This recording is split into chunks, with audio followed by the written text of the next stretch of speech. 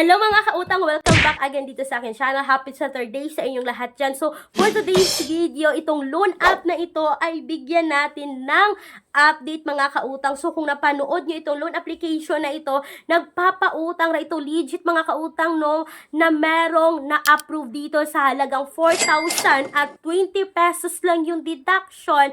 At hindi pa siya 7 days mga kautang, no? Wow. Kundi 15 days siya at yung interest dito ay nasa 200 pesos lang. So, compared natin siya mga kautang to the other loan application na ang lalaki ng loan deduction at ang laki ng interest, itong loan app na ito ay hindi mga kautang. Kaya bigyan natin siya ng update kasi ang dami pa rin nag-comment sa aking YT channel na marami pa rin na-approve sa loan application na ito. So, mga kautang, isi-share ko ngayon sa inyo yung update kung magkano nga ba ang interest sa loan app na ito kapag kayo ay second loaner na dito, kung kayo ay third loaner na dito, para may idea kayo kung dapat nga ba na mag-second loan kayo dito sa loan app na ito. So, ito na yun mga kautang. Sabi ng isang commenter, na-approve po dyan ang ate pinsan ko. 14 days repayment sa first loan at 7% ang interest sa 14 days. Sa second loan niya po, 3 months repayment na po. Mas okay po si Happy Cash. O, narinig nyo ha, si Happy Cash to. I-compare sa karamihan ng mga olas kasi 20 pesos lang po ang deduction sa marireceive na loan. Pag 3 months po, piniling babayaran, 10.48% ang monthly interest dito. Pag second months po yung piniling sa pagbayad, 11.56 ang monthly interest dito. At pag 1 month po mga kautang ang pinili daw nyo, is meron pong 15% ang interest dito. Si Happy Cash po ang pinalit ng ate pinsan ko kay Mr. Cash. 20 pesos lang po ang deduction sa loan at monthly repayment sa 3 months. Sobrang layo po ni Mr. Cash na 13% ang deduction sa loan na marireceive at 45 days repayment lang na every 15 days po ang pagbabayad. Super thankful po ako na nag-comment nito sa aking YT channel dahil ma-share ko sa inyo yung update kay Happy Cash kasi mga kautang, hindi ako na-approve kay Happy Cash, no? Pero still, naghahanap ako ng mga update sa loan app na ito dahil ang dami pa rin na-approve dito. Pero hindi ibig sabihin yan mga kautang na pinopromote ko ang loan app na ito. Nasa sa inyong mga kamay pa rin ang decision sa pag-utang dito kay Happy Cash. At least mga kautang, no, sa second loan dito is up to 3 months na siya. Every 1 month daw yung pagbayad dito. So mga kautang, not bad na rin yung 10.48 ang interest na tubo sa loob ng isang buwan compared to the other loan app na ang lalaki ng tubo. May ibang loan app nga mga kautang na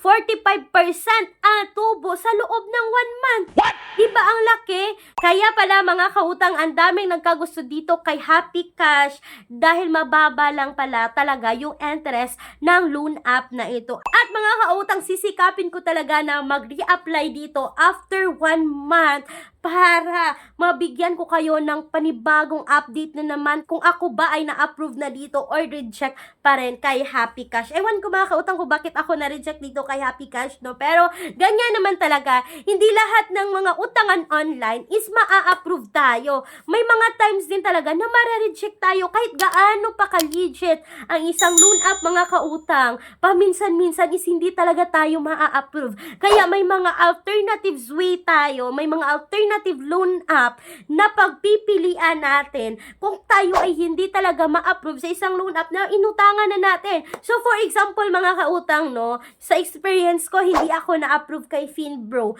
Pero mga kautang, na-approve ako kay Mabilis Cash, na-approve ako kay Online Loans Pilipinas at na-approve ako kay Digido at hindi ako na-approve kay Manikat, 'di ba? Pag-apply ko kay Finbro, hindi ako na-approve pero ang daming na-approve dito kaya sinubukan ko si Online Loans Pilipinas at doon ako na-approve kay Online Loans Pilipinas mga kautang. At abangan niyo po yung susunod na video ko dahil may panibagong update po ang Online Loans Pilipinas na makakatulong sa inyo mga kautang kasi natulungan talaga ako ng Online Loans Pilipinas. At mga kautang, ilalagay ko yung link sa mga nabanggit kong loan app sa description box at sa comment section ng video na ito. Kulang ang budget, ang mahal ng mga bilihin. No problem. May solusyon tayo.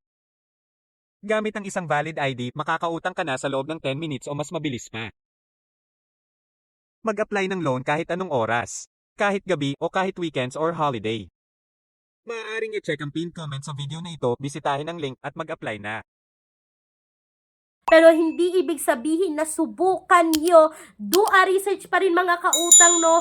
Bago kayo umutang sa kahit anumang utangan online. So mga kautang, yun lang po yung aking update kay Happy Cash. Sana po ay nakatulong sa inyo itong video na ito. At kung kayo dyan ay may sarili ring experience dito kay Happy Cash, is you can comment sa comment section mga kautang, no? Para ma-share din natin yung experience nyo sa lahat ng nanonood dito sa aking channel. So, bago ko tapusin ang video na ito, gusto ko lang sabihin mga kautang kung kayo ay employed or self-employed at gusto nyong umutang sa bangko. Yes, mga kautang, bank personal loan po ito na nag-o-offer ng minimum of 20,000, maximum of 2 million pesos. Mga kautang, please take note that all applications submitted is subject for bank approval. Mga kautang, para sa karagdagang detalye ng offer na ito, kindly email me dito, clariza@gmail.com. Once again mga kautang, no, para sa akin, okay na rin utangan itong si Happy Cash compared to the other loan app, but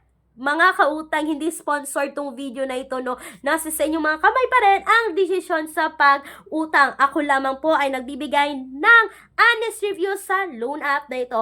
Once again, this is Clarissa, ang inyong number 1 palautang dahil utang is life. Bye, bye, bye!